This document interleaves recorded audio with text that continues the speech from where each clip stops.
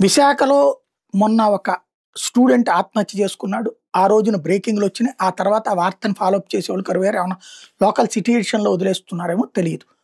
ఒక కాలేజీలో ఒక టీచర్ గారు అబ్బాయిని వేధించాడని, మహిళా టీచరు తనని పెళ్లి చేసుకోమనో లేకపోతే తనతో చేయమనినో, దానికి అబ్బాయి తిరస్కరించితే చివరికి అబ్బాయికి మార్కులు ఆపేస్తే సంతకాలు రికార్డుల మీద పెట్టనంటే పేరెంట్స్‌కి ఇచ్చి పంపిస్తే సంతకం పెట్టారు.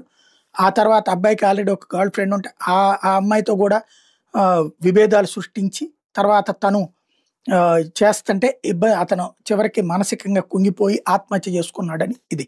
దాని తర్వాతన ఆ సంస్థ పేరు తర్వాతన ఇది ఏం బయటికి రాకుండా చూసే ప్రయత్నం జరిగింది. ఏమైందో తెలీదు ఇప్పటికి కూడా. బట్ నేషనల్ మీడియాలో మాత్రం ఇది వేరే కోణంలో ప్రొజెక్ట్ అవుతుంది. మరి ఎందుకు జరుగుతుందో ఒకసారి ప్రభుత్వం కూడా ఆలోచించి దీనికి స్పష్టమైన వివరణ ఇవ్వాలి. దీంట్లో మతం రంగు పులుముకుంటోంది.